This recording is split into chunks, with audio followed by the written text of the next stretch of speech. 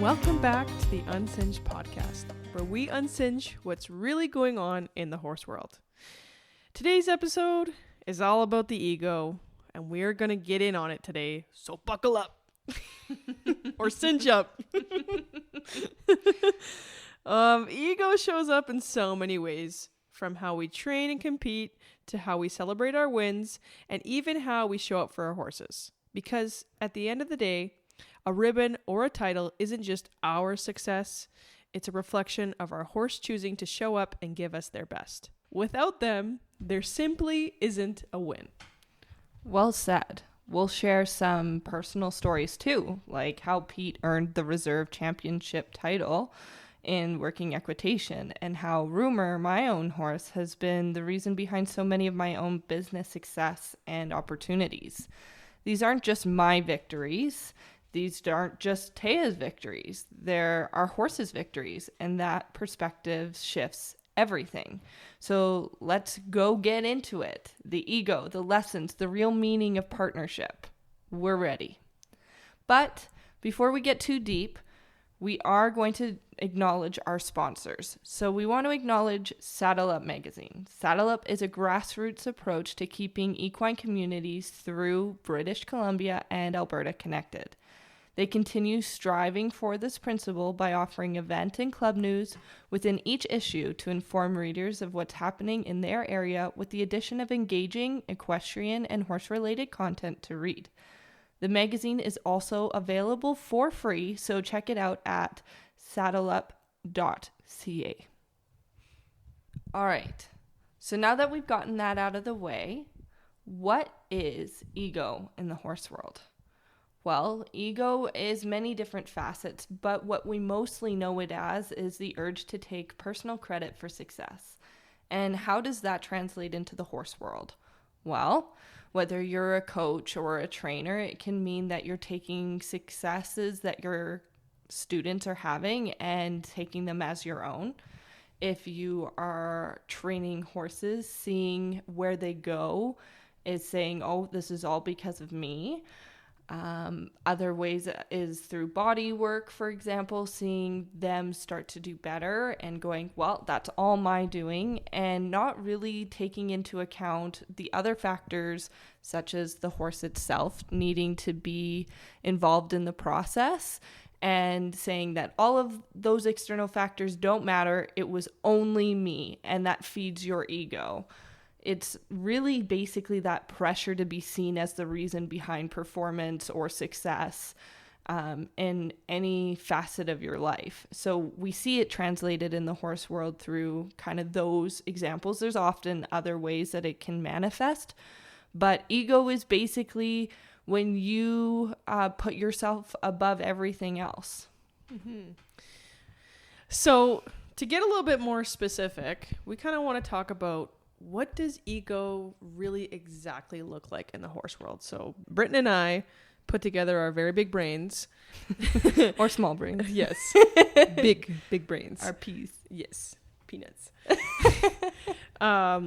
We just want to give you a couple of examples, because ego is kind of a broad term and it has a negative connotation to it. And it's kind of seen in a really specific light, but we want to talk about all the different ways that ego actually kind of creeps into our lives, and maybe we will illuminate a few ways that ego is currently in your life and you might not even realize it yet. So the first one I want to talk about is cutting corners in training to get results faster.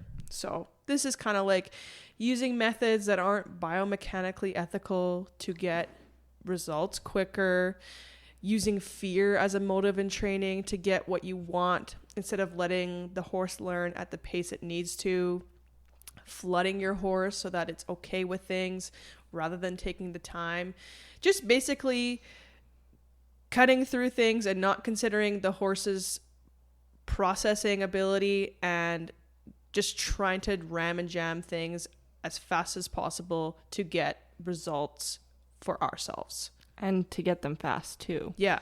I think so many people forget that horses are living creatures and they need time to process. They need like 3 seconds to kind of figure out what the heck you just did in that moment before going to the next. Sometimes even longer. Oh, of course. You know? I'm just more saying at minimum, you got to give them like that 3 seconds to be like, you need to reset, bro. Yeah, totally. Another way that we see this is through showmanship versus horsemanship. So I think we've all seen it before where it's at these really big grand shows. Maybe it's a colt breaking competition. Maybe it's just going to this really big event. And you see these horse trainers that are pushing this narrative of, oh, look at all these fancy things you can do with a horse. And although those are really cool and showmanship definitely has its place, it might not be what you need at that moment. And horsemanship should always be taking a front row and showmanship as a back row, if that makes sense. So yes, you can have the showmanship, but you need that foundation of horsemanship beforehand. And I think sometimes as people in general, I do it. I think we all do it. Sometimes we want to go into that showmanship style where we want people to see all these big fancy things that we can do with the horse. The first thing that comes to mind is like, you know, you can crack a whip off it or something like that. And you want to show off this, but you're not maybe taking into consideration that horse's needs in that moment. And that's where the horsemanship is. And so we need to put horsemanship above showmanship. And again, like I said, there's a time and place, obviously, especially if you're a performer and you do this for a living, you have to perform and show up and show out. But is it at the right time? Is it at the right place? Or are we just doing it to feed our own egos, to try and make ourselves look better when it's not conducive to what that horse needs in that moment? The next one I want to talk about, and I have gone on a rant on this in the past, so if you're having PTSD after this, I'm sorry. Trainers and coaches whose clientele has to solely rely on them. So basically making your clients feel like they need you in order to have a good ride or feel successful with their horse, or withholding information so that they have to come back to you. Basically making people feel like they need to have you in order to have success. That is a red flag to me. Yes, this is something that Taya is very passionate about. So if you're looking for a trainer who's not going to make you just second guess everything unless she says it, she's your gal. Yeah, I'll tell you everything. She'll tell you what she knows. Yeah, not everything. Everything I know, which is a limited amount. I was going to say it, but I didn't want to be mean. I'll say it. It's fine. The other thing that puts pressure on us to have a big ego and drive our ego is social media. I think that's something that all of us feel a little bit of a pressure from, especially if we need to count on likes and getting those algorithms to show us and our content so that we can reach clients or we can reach more people with our message. Not that people on Instagram who are posting continuously are egotistical by any means, but it does push us into a competitive zone where we have to do this constant comparison, which, like I said, can make us more competitive and much less collaborative with our counterparts. All of a sudden, we'll go and look at one person's post and it's, 11 likes and it's this beautiful filmography and they've done an excellent job of a trick or whatever they're trying to show. And on the other hand, the next person does the exact same thing, just in a little bit different manner, and it has 10,000 likes. And you're sitting there and wondering, well, what did I do wrong? Because mine only has 11 and this person has this. And it puts you in this mindset of competition and comparison. And I think that's one of the downsides of social media. Although we can share and stuff, it drives our ego to push us into these positions of either I'm better than everyone because I got this many likes or this many shares, or I'm less than everyone because I didn't get as much. Mm-hmm. Mm-hmm. The next one I want to talk about is bridge burners. So the example of a bridge burner I have is a professional, whether that's an instructor or a body worker, getting upset over their clients going to someone else to try somebody else. So basically, Britton, I'm going to use you as an example. Yeah, for sure.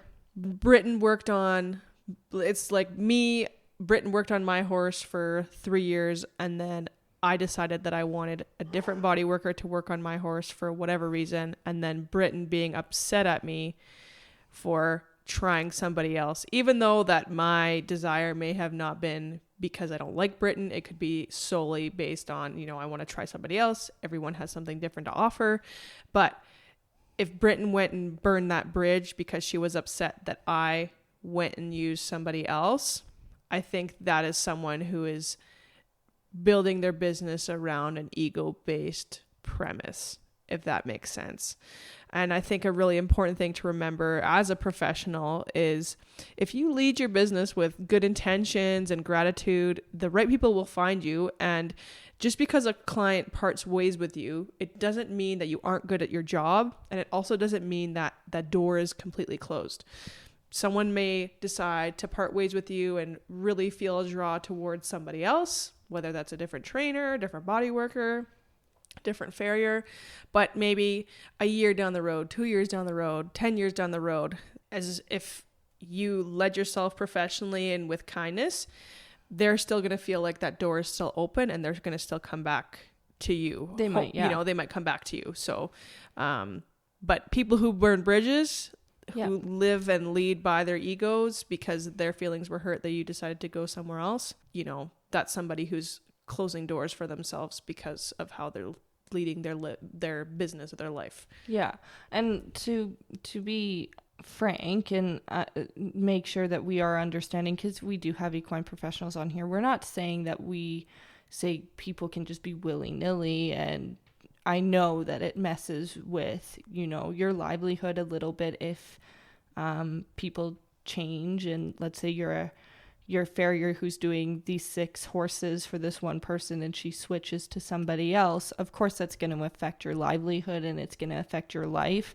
We're not saying that you can't be upset. We're just saying that when you drive through ego, when you use ego to drive your conversations afterwards, where you're angry or reluctant to be kind to them, where we say that bridge burning, that's the issue. Mm-hmm. It's not saying that you can't be upset about something. Obviously, I think we would be too. Yeah, we all have I'm feelings. Not saying, I would probably be wondering why, but if I go and be like, Taya, you're the worst person ever. I never want to meet you ever again. And good luck to your shitty horses. That's going to cause quite the rift, when it could have simply have been even where I couldn't make time that 1 month. So she needed this work done and said, okay, I'm just going to go to someone else. I'll come back in a month. But I didn't realize that mindset she had. And now I've burnt that bridge and I've created this rift with somebody who really didn't deserve it. It was just my ego driving me to tell her in a nasty way. Mm-hmm. To be clear, her horses aren't shitty. I don't agree with the statement I said above. And I know we've talked about like this loud ego, but it doesn't always look like this big braggy energy. It can actually be the opposite too. Not showing up because you are afraid of what people might think or what might happen. That motive is also ego-based. Being so fearful of what others think that it prevents you from showing up and showing out and doing what you and your horse want is a form of ego. Mm-hmm. Ego death. Ego death. R.I.P. my ego. So why does it matter to check our egos? I mean, I feel like it's kind of self-explanatory, but we want to get deep in there. So, we often hear the phrase, partnership with your horse, la-di-da-di-da. But what the heck does that actually mean? Because the truth is, horses are not machines. They're not just out there to carry out cues on command. They have their own agency, their personalities. They have limitations and choices just like we do. What? I didn't know that. Mind blown. You know, it's more of a partnership, and a partnership with your horse is just like any other form of relationship in your life. And like any relationship, to maintain balance, you have to share the load. However, that doesn't mean it's always 50-50. In fact, it rarely is when it comes to family relationships, romantic relationships, coworker relationships, or your relationship with your horse. It's never going to really truly be 50-50. There are going to be some days where it looks more like 70-30 or 60-40 and vice versa, depending on who needs the break or who needs that mental load to be carried a bit more. There are days when your horse might be leading. They're teaching you. They're guiding the ride. They're helping you get through anxiety or even reminding you to slow down and just listen and be in the moment. And then there's going to be other days where you're holding 70% of that load. You have to give all the direction. You have to be giving them the confidence because they're spooking at every little thing that has happened. And you're like, you've seen that tarp 1,000,000 times. We walk by it every day, and yet today's the day. And sometimes you have to take that mental load for them and offer that confidence and that quiet determination almost, and give them that steady presence they need. And that's just how a relationship works. That's how a true partnership works. Mm-hmm, absolutely. It's give and take. A flow that shifts depending on the moment, the environment, and what both you and your horse are bringing to the table that day, that hour, that minute. Mm-hmm. And honestly, that is the beauty of a partnership. Being with your horse shouldn't be about control. It's more about respect, trust, and the willingness to step up or step back, exclamation point, when the other needs it most. That's a healthy, sustainable relationship. This doesn't just go for being with horses, but it's also friendships, romantic relationships, and family ones as well. See, we're teaching you things outside of horses. Big brain moment big over brains, here. Big brains. You know, one of the biggest shifts we can make as horse people is actually recognizing that horses have their own agency, their personalities, their limitations and choices. I know we said that before, but sometimes we forget that they do really have their own agency and their own ability to do something. And if they don't want to do it, they don't do it. They're not machines. They're not tools. They're not here just to meet our goals. Each one has their own preferences, their own quirks, strengths, weaknesses, just like we do. This also brings us to something we don't reflect on, I think, enough, and that is too often we see horses as possessions, and I'm going to put in quotes, ours. I know I say it all the time, my horse, my this, you know, and when we step back and really reflect on them as their own individuals and their own beings, with their own needs and opinions, especially mares with their opinions, how lucky are we to really walk beside them? You know, maybe our line of thinking should become less about what can this horse do for me and more about how can I honor who this horse is and what they're offering me today, because each day will be different. At the end of the day, celebrating a horse isn't about what ribbons they won or what boxes they've checked off for us.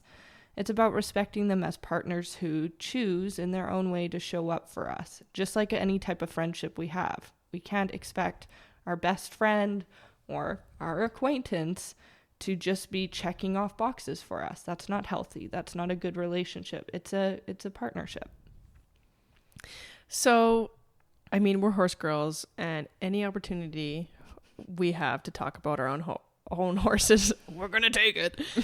So, really? So, Britton and I want to talk a little bit about our own heart horses, just to kind of give you a little bit of perspective and a real life example about how our own horses have had their own successes and kind of how we recognize that and how they've come to be who they are now. So I want to talk about my horse, Peter.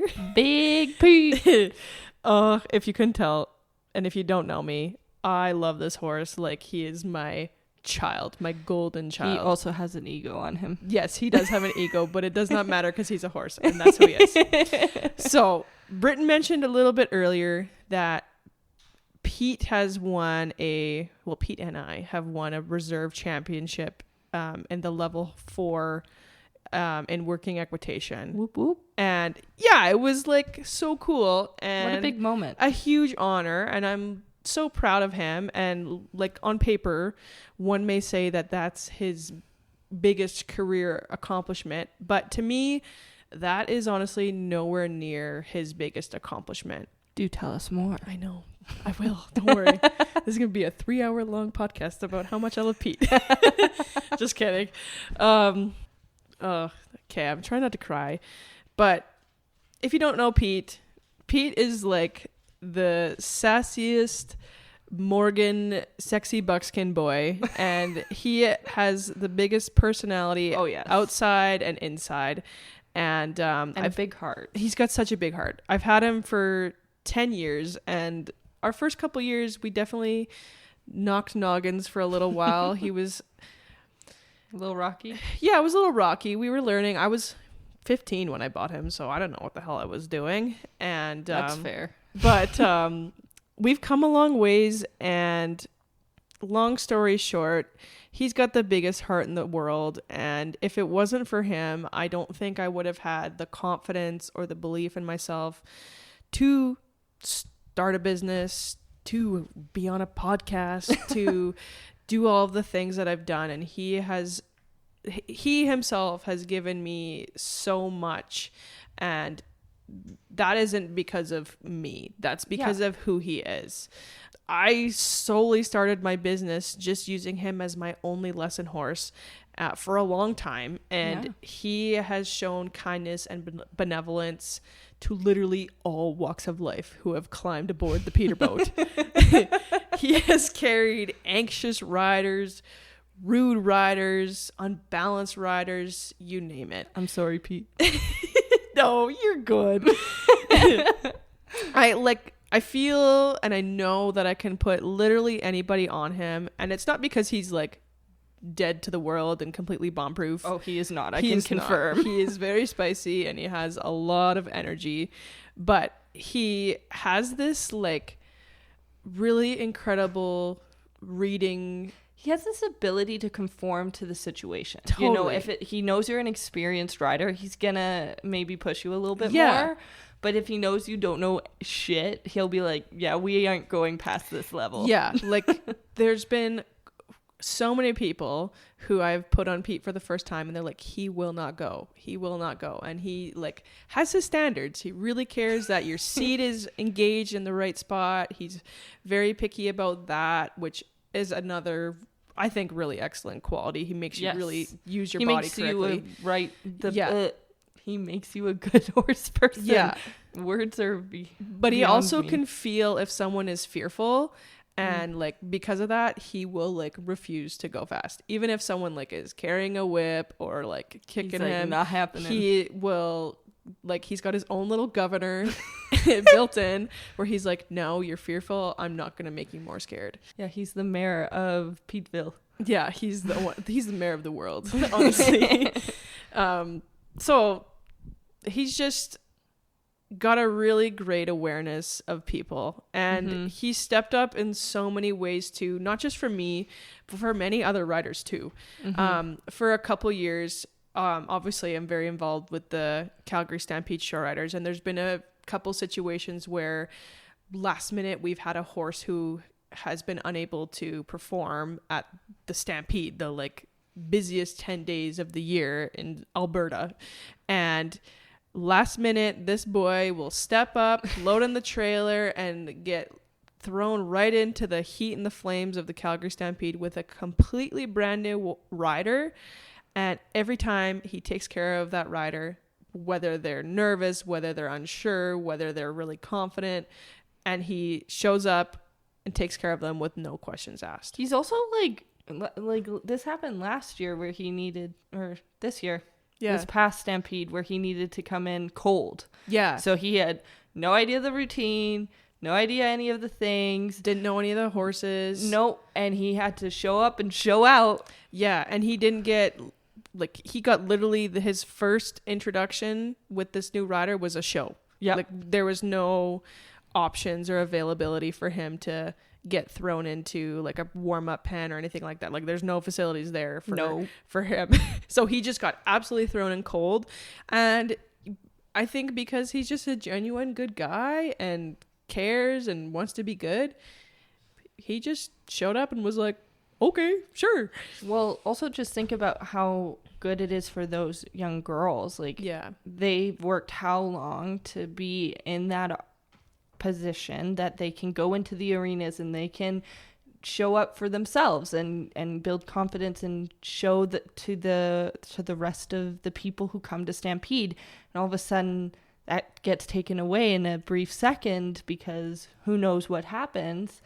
And now Pete's like, here, I got you. I'll save the day. Mm-hmm. And like having a horse like him has really shown me that, yes, you know, I have put in a lot of work into him, but I could never, ever take all of the credit because who he is as a horse, as a soul, as an individual is deeply caring, kind, fun, and overall easygoing in some ways, not always, but he is an individual. He has his days just like we do. And, you know, he's just such a gift. And so much of my success would not be at all possible if it wasn't for his presence in my life. And I'm very honored to call him my heart horse and to call him my partner.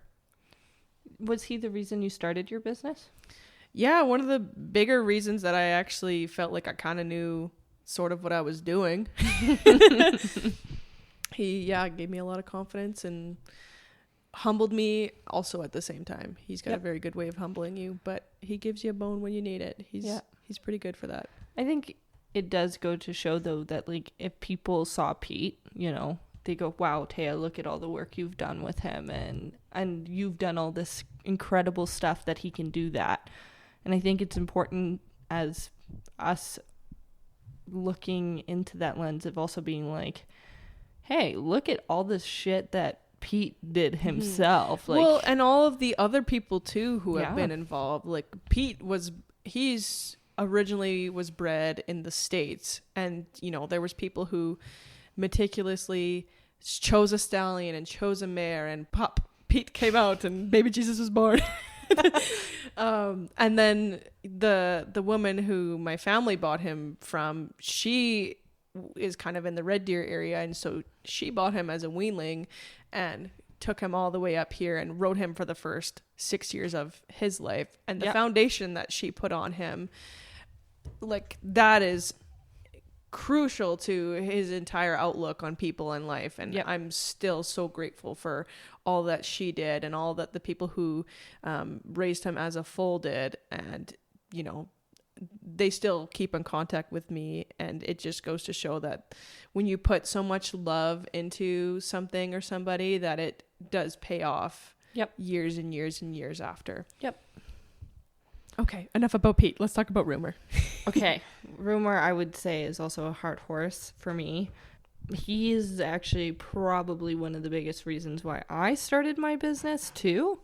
I was kind of in a point where I was a little lost. I had taken many paths. I still wasn't quite sure what I really wanted, and I was given this opportunity, and then I loved it, and I needed someone to practice on and someone to learn how to be patient when maybe they didn't want to do what I wanted, and he was there. But I've gotten quite a few pretty big opportunities, and I obviously appreciate them, and I feel like I have worked really hard for them in a lot of ways. But if he wasn't in that ring with me, there was no way I had those opportunities. So for example, you know, standing in those really big arenas, presenting and performing for people is something I really truly do love, and I pinch myself every chance I get to do them. So if you ever want somebody performing or doing motivational speaking, I love to do it. So like, slight plug. But I've performed at places like the Calgary Stampede, and you know, the crowd, the energy, the history of it all, it's so much larger than life, and it's not an easy thing for a horse to handle. Taya's very well versed in that, where there is literal slingshot rides that are going all around. There's screaming kids. There's so much happening all the time. And it can be difficult for a horse to put themselves in that position and trust. And the truth is, any of those opportunities would be possible without that horse standing beside me and saying, I'm ready, let's do this together. Rumour is the reason I was able to show up at that moment. He wasn't just there, he put his whole chest into it. It wasn't just about my preparation, my training, or my dedication. It was also his willingness, his openness to take on the challenge, his constant effort, and saying, I'm there, I'm your partner, I'm ready to do this. Because especially with one of the presentations where I'm doing liberty work, he could just say, screw you, I'm out, and just go to the gate and refuse to move. And I look like a fool and it's done. And it doesn't matter how prepared I am. If he's not willing to be in that present moment with me, it doesn't work. So, he made it possible for me to do these big events. We often talk about the big stage as if it's ours alone, and we've done that. Even when we present, it's always like, look at Britain, but really he's the one doing the work. I just am along for the ride, really. And those stages only exist because my horse said yes. And he said, I'm open to it. Let's do it together. They didn't sign up for the spotlight. I did. And he said, okay, let's do it. They don't choose the crowd. They don't choose the environment. But when they meet us with that trust and that heart, that's when I would say magic happens. Mm-hmm. So yeah, when I think about it a little too hard, I definitely get a little teary-eyed because I'm like, wow, he really is in that space with me and says, okay, let's go. Let's do it. And for those of you that don't know Rumour too, he's 5, right? Yeah. He's a young horse. And when Britain bought him, he was basically feral. Yeah. Feral. Very fearful of people. It took her, 3 months to catch him? Yeah. So for a horse so young to have such a big turnaround like that and to completely trust you to take him into a very stressful environment for, any horse, let alone a horse who's come from a really rooted lifestyle of fear in the early ages of his life. I think it says a lot about him as an individual and how trusting he was so quickly. Yep. Although it didn't feel quick at the time. Yeah. But when you think about it with his age, it has been quick in a lot of ways. The other thing is, if you don't know Rumour, he's a very sensitive boy. He's a very, very sensitive boy. And you really have to work through things with him. It can't be at him, because then he just shuts down. And so he really does have to be a part of this whole process to be, involved. Yeah. And Taya's worked with him, and like I said, he's not mean, he's not got a menacing bone in his body, but he does have a lot of fear sometimes. And so we really do have to have those conversations of like, hey, are you good? You're good? Okay, I'm good. Mm-hmm. And those checkpoints. And at Stampede, he's like a freaking angel. He's so good. We did over 40 presentations in those 10 days. That's a lot. Yeah. And he was with me all the way. And like we've said, if he wasn't with me on those presentations wouldn't have happened. And it just goes to show that we have that communication of like, hey, this too much for you? Okay, let's back it up. Mm-hmm. And so then, because I was doing that in the beginning, and because I've had people like Taya who I trust to work with him in those type of confinements, if that makes sense, in that box of like give and take, not force, he started learning a bit faster that, okay, I'm allowed to have an opinion. They're not going to also put me in a position that I'm in danger. So I don't need to worry. Yeah. Yeah. But yeah. So while I'm honored to say I have performed at Calgary Stampede or other big stages, I'm even more honored to say that Rumour chose to walk alongside me and to put himself out there and in a position to give me those opportunities. And honestly, that's really the big victory. I'm not gonna cry. We didn't cry. We didn't cry. Woo! Yay! Wow, yeah. okay. So this podcast isn't over yet. but yes, as we said with Pete, there was more than just me who played a role in this. Taya played a really big role in it for him, especially with the riding, to learn, because that's not my strong suit, to put the miles on, and she went, yeah, I'm in, and helped him through that. His farrier, making sure his feet are done so his body's not sore, helped to make sure he didn't associate that in a negative way. So there's so many people in his, care team, his life, that gave him all of these, green flags, if you will, to help him get through that initial fear, that initial skepticism. Because, he wouldn't even eat out of my hand for a year. I would bring the tastiest snacks. I'd be like, you want it? And he'd be like, it ain't happening. I was trying to stuff them in his mouth to be like, see, you'll like it. And he was like, and choking. It's poison. Yeah. And I was like, bruh, I'm just trying to love you. But yeah, no, there was so many people, so many other horses, so many other factors in his life that led to that moment of him being able to go to, Horse Expo, go to Calgary Stampede, go to these other events that were not me. And I can't ever say that it was all me that did it. Totally. Okay. Now that we've talked about our own angel babies, let's talk about you.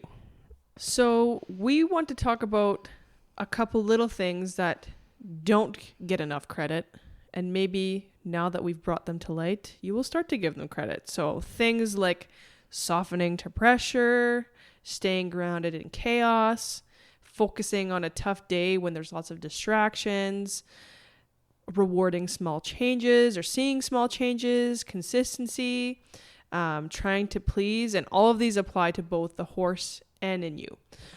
Also, normalize praise in small steps and not just in major wins. One piece of advice that I was given was, if all you improve is 1% every day, in 100 days, you will be 100% better. So don't ever underestimate the power of slow progress. And just because it's not happening as fast as you'd like it to be, doesn't mean that things aren't happening. And it also doesn't mean that you're not doing a good job, because we have that ego, whether it's, towards an individual or towards ourselves, like where you're like, oh, that person's working with that horse, they should have been at this step by now. Oh, yeah. God. That Teo has some feelings. Yeah. But that's my point. It's like that ego that I have as a viewer and saying, oh, well, they should have gotten to this point with their horse. They're not doing enough. They're too slow with their progression. Well, one, you have no idea what they've been doing. Two, you don't know if they've had to take a step back because, that horse didn't learn it yet. It's just like with kids, you can't, if you take them to a math class and you tell them to learn 4 plus 4 and they keep saying 7, you can't then go to what's 4 times 4 and expect them to know it's 16. You have to get to that foundation, and if it takes longer to get that foundation of understanding 4 plus 4 is 8, not 7, you're gonna create foundational gaps, and it's not better because you went through faster and now they for some reason can memorize and they don't think about it, and then now they can't ever do the simple math. If you understand where my analogy is going here, it doesn't mean that you're better because that kid knows 16 is 4 times 4, but if they can't do the simple math, it really doesn't matter. If that makes sense for foundations on horses. So yeah, that's all I'd agree. And also math class, we're talking about math class. There's a classroom of 30 kids. Yep. 10 of those kids might have no problem understanding, one explanation of what's 4 plus 4. But in one way. But maybe 10 other kids need you to explain it in a different way. And then maybe 10 other kids need you to go back to what's 2 plus 2. Yep. And it's the same with horses. You have to look at them as an individual.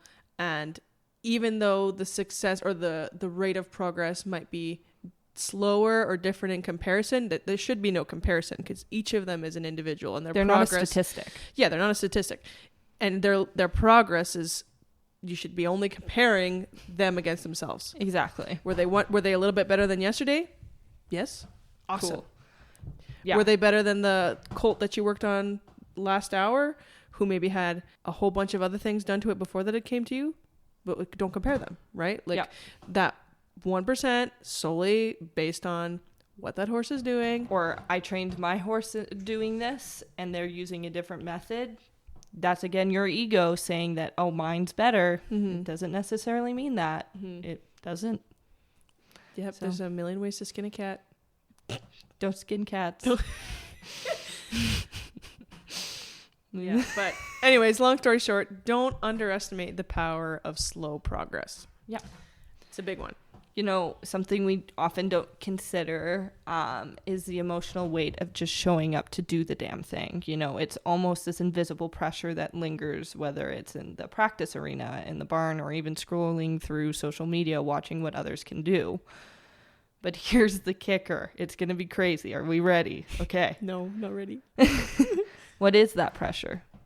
Well, it's another form of ego. There's nobody actually pushing you in those fronts. It's your own brain, your own ego that's doing that. It may not be in the loud, cocky, look at me kind of way that we usually picture ego associated with, but it's more of that quieter and I would say heavier form where, our fear of failure or the thought of what others might think becomes the thing that holds us back and stops us from growing. Mm-hmm. And I'm not saying stops us from doing, I'm saying stops us from growing because we're not willing to put ourselves in the situations for growth. And, in the name of honesty, when we are always asking you as listeners to be reflective and open and take these in with an open mind and understanding where you may be going wrong, it's important that we do too. Mm-hmm. So I have a problem with ego. Hi, my name's Britton. Welcome to Ego Anonymous. This fear of, rejection and struggling to show up when we aren't perfect or in a place we want to be in yet is something I personally do struggle with. Especially with horses. I'm sure, actually, I do know there's a pretty deep-rooted trauma that has caused this to be the case. And don't worry, listeners, we'll probably get into it a bit more soon on a different episode.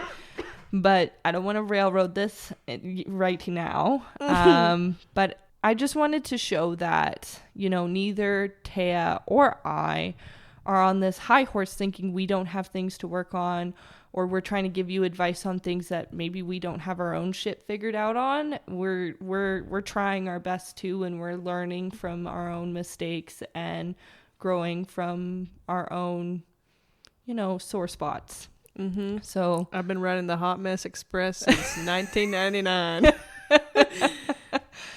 Sometimes though, the thought of, if I mess this up, what if I mess this up? What if people see me fail? What if I'm not good enough? I think we've heard that in our own brains a few times, but I have not been immune to those feelings, especially the what if I'm not good enough one. It creeps in and it makes me hesitate on a lot of things. And I find it makes me hesitate to ride sometimes, which in turn stops me from doing something that I really enjoy and I really love. And that's the ego I have talking and putting me in the position that I don't do it. Because, if I really come to and think about it, most people aren't paying attention to me. And it's kind of egotistical of me to think that they are. Yeah. Unless I'm obviously in an active competition where they're judging me on purpose. But most people at the barn, they're paying attention to their own thing. They often have headphones in. They're not even remotely thinking about you. And I sit there and I go, I just don't want to ride today because I don't want somebody to look at me, you know, or to think that I look funny or whatever it is. So knock on my own noggin and say, ego, cut it out. We often think ego is just about being like too much, too big. But really, ego can also be just about being too scared to even try, about putting other people's perceptions above our own joy. And I think we should all work on that, especially myself. Mm-hmm. Oh, yeah, me too. Even like for me, doing this whole podcast, like it started out as a joke, honestly. And it did. When things started getting serious, like the ego in the back of my mind was like, who the hell is going to want to listen to me? Like, meanwhile, I like look at Britton and I'm like, I want to listen to her. She's got so much like crazy cool things to talk about and she's so educated. And then, you know, I would look at myself. I'm like, I'm just a bumpkin. Did you say a plumpkin? Bumpkin. Oh, yeah. Not a blumpkin, no. But the way you were like forming your lips, I thought that's where you were going. Yeah, I was gonna say a bum or something. It's kind of the same thing. But like, you know, you have these like the possibilities are endless. You can literally do anything that you set your mind to. But it's so amazing also what your mind is kind of like, oh wait, but you're shit. Did you forget? This one time in high school you did this one thing and people laughed at you. Maybe, allegedly, the deep part of your brain said that everyone laughed at you and made fun of you. Or this one time you did this, everyone remembers it and hates you for it. But it's like exactly what you said. Like, if people don't want to listen to you, they're not going to want to listen to you. No. And at the end of the day, people are just riding their own bus. And most people, they are the center of their own universe. What? And sometimes it's the special bus. Yeah. Oh my god. Like us. Yeah, like us on the special bus. But I don't know where I was going with that. There's so many times where I'm like, God, I'm stupid. I don't know what the hell I'm doing. But live, laugh, love. You know, it's funny you actually say that about the podcast because I felt kind of almost the opposite where I was like, you know, nobody knows me well enough. Nobody cares about me. And I was like, but Taya's so fucking funny. And she's going to carry this thing. And I feel like you were going to carry this thing. So well, good job. Yeah. Go us. We're 50-50 sharing that load. Yeah, real partnership right here. Yeah, that's funny. Yeah. She is hilarious, though. Yeah, sometimes. You should see the outtakes. Yeah. No, we get canceled real quick. Anyways, getting out of this rabbit hole. Back to how you can work on your ego. Okay. Mm-hmm. Another thing I want to talk about is how to stay humble, grateful, and how to be more present with our horses. So a really popular saying that comes to mind is horses are mirrors. Yes, they are their own beings, but a lot of how they behave around us is a direct reflection of how we've made them feel. So taking that direct feedback sometimes can definitely be humbling, depending on what you see in the mirror. And it can also be really incredibly empowering as it can help guide you towards what actually you and your horse need to work on. If you're finding your horse feels anxious during every session, instead of being frustrated that they aren't focused or performing their best, maybe that's a sign that you need to do some exercises to work on lowering both you and your horse's anxiety. What kind of anxiety is it? Is it anticipation? Well, slow it down. Is it fear of pressure or spookiness in the rodeo arena? Well, work on softening and desensitizing. Taking that direct feedback and instead of being like, oh, woe is me, Pickles is being a jerk in the barrel arena, and changing your mindset to helping your horse through the issues you're having takes your ego out of it and puts their thoughts and feelings first.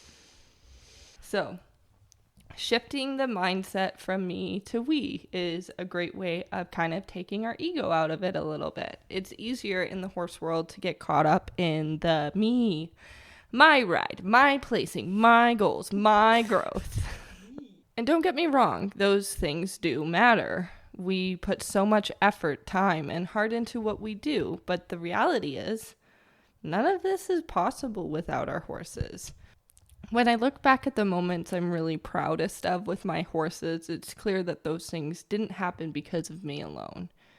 They happened because we both showed up, because the horse said yes that day, because together we created something worth celebrating.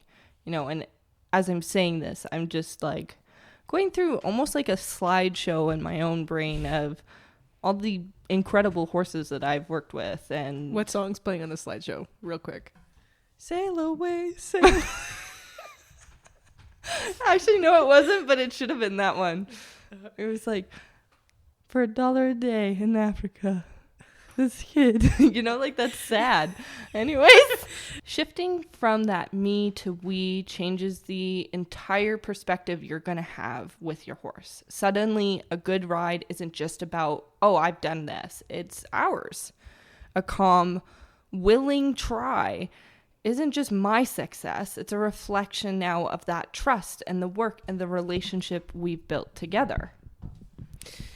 Okay, so I've written down a list of some questions to ask yourself just to check in and to see where your ego is at. So if you want to journal. Okay, I'm ready. If you want to journal, if you want to just like answer in your head, you can do this however you want. Not out loud. Yes. No. Yeah, or scream your answers. I'm going to do that. Okay.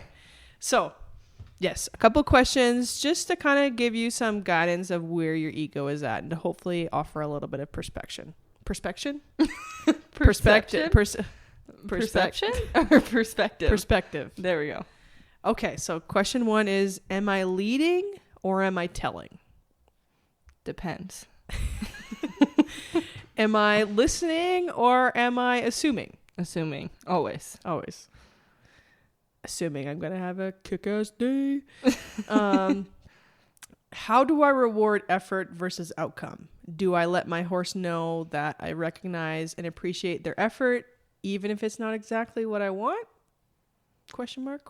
Ooh, that's a good question. Mm-hmm. Do I know how my horse likes being rewarded? I like to think that they kind of have love languages. Most of them, they do. Their love language is food, but like butt scratches. Some like scratches. Some do not like specific butt scratches. Yes, specific right in the crack. Definitely for your horse. Yeah. Some don't like being touched. Like I've worked with quite a few horses who are like, oh, like no, don't touch me. Just like people, like that. What are languages. There's a 5. It's physical touch, words of gift giving, gifts. I think that counts as food. Words of affirmation. I don't know what that would be for a horse. Praise, verbal praise. Yeah. See, this is why you're carrying the show. No, I am not carrying the show. You are. Wait. There's 5 of them. What do we got? Gift giving. Physical touch. Words of affirmation. Oh, Jesus Christ. Hold on. 5 love languages. 5 love. We should know this. This is basic. Gifts. Okay. Did we say gifts? Yes. That's my love language. Can you tell? Okay, I got him. All right. Words of affirmation. Mm-hmm. Gifts. Yep. Quality time. How can I not remember that one? Acts of service. Oh. And physical touch. Okay. So how do we compare those in horse language? Okay. Quality time is just spending time with your horse. Yeah. That's a love for them. They just like being in your presence. They're a cat. A nice cat. Words of affirmation is praise. Yeah, good boy. Gifts, treats. Acts of service. Maybe just like taking care of them? Like maybe. I don't know. That one's doctoring them? Sure. Being loving. I don't know. My horse hated when I doctored him, though. That's not his love language. Well, no. I don't know. But they're also physical not touch. people, so maybe we should come up with our own horse 5 love languages. Ooh, that's okay. Followers, write in your what languages you think horses can express themselves in. Please. Yeah, let's do that. Okay. Sweet. Okay, let's get out of this rabbit hole. Okay, more questions. Do I see a clear path to our goals? What do I do when the path is not what I thought it was going to be? Question mark, question mark. If I get emotional, what do I do? Do I give up? Do I get aggressive? Do I take a break and try to feel more regulated? Do I cry? Do I know how to regulate myself? No. No. No, not at all. I cry in the trailer and then say, please get in the trailer, please. Not personal experience at all. Yeah, no. Okay, next question. What do I do when my horse gives me the wrong answer? That's a good question. What do I do? How do you handle it? Mm-hmm. And would my horse still choose me if they could? I hope so. Yeah, what do you think? I don't know. So it depends on the day. Yeah, it depends on the day. I mean, like today, probably he'd be chill. When I've tried to get him in the trailer, maybe not. He'd be like, you know what? I want a better person. I don't like this person. He'd probably choose my mom because she doesn't force him to do things. All right. Well, now that we've had some good questions, and I think we'll put those also on our link tree so that you can kind of have them to have like as journal prompts for yourself. There are so many simple practices that we can do to honor the horse as well. So we can do journaling through our journey with our horse of, you know, what's gone good, what's gone bad, how we choose to move forward. And those questions are a way we can do that. There's options through voice notes, you know, where you're like, this did not work. If that's just something that you need something to listen to.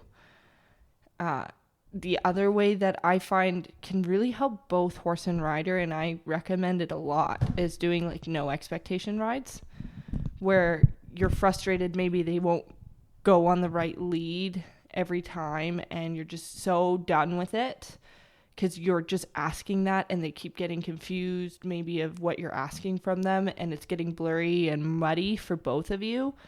Maybe the next time just go on a no expectation ride. Just go riding. There's no set goal. There's no set thing other than just being together. You know, sometimes that's a really good reset of the brain to drop your ego, drop their ego, and just meld together in a very cohesive and understanding way that has literally no expectation. The other thing is, you know, we talked about those little love languages, but maybe they just want an intentional grooming time. It's not just like this rushed, get the dirt off. Maybe it's just, you know, doing a really slow groom and doing little things to kind of push out that micro tension and help ease their brain to kind of slow down and soften. Just like when you have a nice massage maybe from a partner, you know, sometimes we just need intentional time together, whether that's quality time, physical time, you know, all of those options are at our disposal to practice honoring our horse, honoring their journey, and honoring ourselves. I love those. Well, we have come to the end of this episode. Does your ego feel checked? Question mark? We want to thank you again for listening to the Unsinged podcast. We're so grateful for each and every one of you who has taken the time to listen to us and who has gone down every rabbit hole that we have gone down, because we've gone down a lot. Minor details.